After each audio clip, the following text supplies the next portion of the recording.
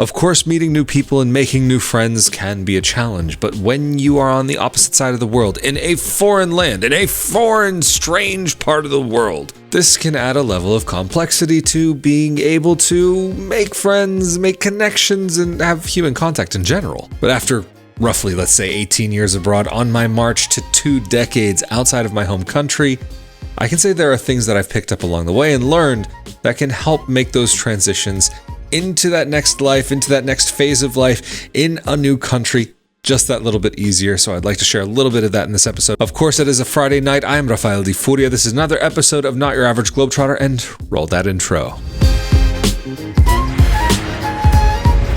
I think the first thing is maybe the easiest thing, because it's going to be no matter where you are on earth. This is going to be in your home country, in a foreign country, wherever it is. It's all going to be the same, and that is looking for people with the same interests that you have. Are you into Dungeons and Dragons? Are you into a religion? Is your religion Dungeons and Dragons? Look for people who are like-minded. Look for people who have an interest in those things that you like to do in your free time. If it's sports, if it's pickleball, if it's basketball, if it's whatever sport, maybe look for that. Although when it comes to sports specifically, depending on the sport, you might find it to be a little bit of a challenge depending on how popular or unpopular it is in your new country. For example, if you're looking at something like baseball and you're going to Spain, you might have a little bit of a challenge, but maybe if you're going to Italy, you could find some places that do have some option for American football. Or maybe you want to shift things a little bit and start learning how to play rugby. Of course, this episode isn't about sports, but looking for those people who you can connect with and already start out with something in common, because I think that also is another really, really important factor, and that is looking for the commonalities. Of course, as I've said so many times in so many episodes of Not Your Average Globetrotter, people are people at the end of the day, and that's how everyone wants to be treated, as just a human. They want to have that connection. Well, at least most people are open to having that human-to-human relationship, that human-to-human kind of interaction. Although it does often seem as though there are many humans who do not enjoy the company of other humans, but that is a very different story, and that's totally fine. You're not going to be everybody's cup of tea, and everybody is not going to be your cup of tea. And as I've said in so many episodes as well, learning the language can be absolutely critical. Although, I will say, if you are planning to go to a country and you're planning to live in a small town, and even if you do speak the language perfectly, you will still often always be the outsider, and people may still treat you a certain way. One thing I will say about the US, with how imperfect it can be, you can find that there are more international circles. You can find groups of people that are from all over the place, but you also do find that maybe even in smaller towns in the US, that people are very much more likely to spend the time with that group of friends that they've known since middle school, high school, elementary school, whatever it might be. And also the same exists in many other parts of the world. It's not unique to one place, and very often people do congregate with others from their community. So figuring out where you belong as someone who's from another country, from another culture, from another way of living can be a challenge when you are going to another part of the world, that people will see you as the outsider. Oh, that person who's not quite like us. They're nice, but they're on the outside. Of course, it's possible to break down these barriers and to actually make friends that way. But if you are moving to a small town, I would say sometimes it becomes a little bit more of a challenge. And if you are just wanting to move out to the middle of nowhere, I would say it's also very fair to assume in many cases that things can get a bit lonely. It's not always going to be like that for everyone, because there are going to be people who will go to that small town in the middle of nowhere and they've got their life already set up for them and they just slip into something new. Then though, there are other people who might actually do better in a larger city or closer to a city that does have a bit more of an international community. And this is the next thing that I would say can make a bit of a difference when you are exploring the possibility of trying to find people maybe that even speak your own language, because yes, it is good to mix and to have those local friends who can help you with those local things. I mean, even recently I needed a piece of advice from someone from their local country, from knows how to do things in their place, because they just happen to have that connection to their land. And so, I mean, I was so grateful to be able to talk to them, to be able to say, hey, I need something in this place at this time.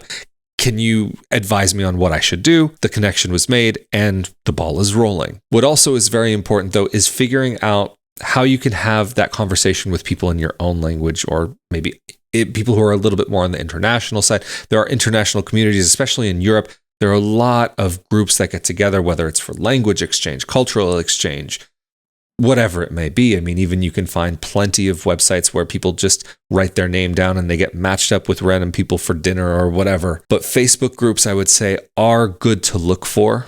That can be a great place to start, but not everything is going to be on Facebook. For some communities, you might only find through Meetup, some others through Internations. I can't say that Internations has been a platform that I think is the most wonderful, that I've had the greatest experiences with, but it exists, and you can find cities all over the world with Internations communities that will have meetups that anybody can go to and be welcome to, try to meet people. Whether you're actually going to be welcomed or not is a whole different story. I've been to Internations meetups where they do definitely make an effort for a new person to try to introduce them to people. And then I've also been to Internations meetups where it's kind of like you're thrown in the deep end and you have to really push to meet other people yourself. So that's the other thing, is if you're not the type of person who's willing to try and strike up a conversation with an absolute stranger, then you might have a challenge. And for me, I can sometimes be that type of person who is very happy to stay within what's comfortable. So I've had to push myself over the years to be comfortable with being uncomfortable in many situations. And now that uncomfortability has become a bit more comfortable and a bit more what I'm used to. There are many times, of course, we have to push beyond our normal boundaries to be able to learn where the actual comfort zone really is, because maybe what we thought was comfortable, we can actually go a little bit further than that. And maybe that little point further can be a lot more fun. And again, like I said before,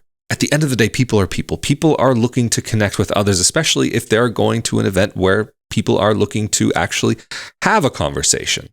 But you might find that there are things from people from other nations that are so foreign and very interesting to learn about. And you can learn about life from a different perspective, life in a different way of living. And then you might find that someone from the opposite side of the world had very, very similar experiences to you, and you might hit it off, and you never know what can come from that. You could find a new best friend or something more. You can maybe find that people have had the exact same experiences with the exact same points of cultural reference, even if they're from a completely separate culture. Especially in this day and age, if you're maybe in your mid-30s or lower, there are going to be certain things that are just online internet culture that some people grew up with and shared, or I don't know, Harry Potter. I've seen numerous expats getting really connected over that. I don't know why. I mean, it was an international sensation, especially if you were a kid in the 90s, early 2000s, or even a little older than a kid. It's really funny. Star Wars, that's another one. I recently met someone who was an absolute Star Wars fanatic. And I will say that maybe I might enjoy a little bit of the Star Wars activities and the stories that have come from that universe. And you never know who you're going to connect with and why or how you're going to connect with them. The main thing is to be open to it. Put yourself out there. Put yourself into situations that might be a little bit outside of your norm. If you're going to something and you don't know anybody there, yes, sometimes it could be a little bit painful, but sometimes you really just have to push yourself to get out and go.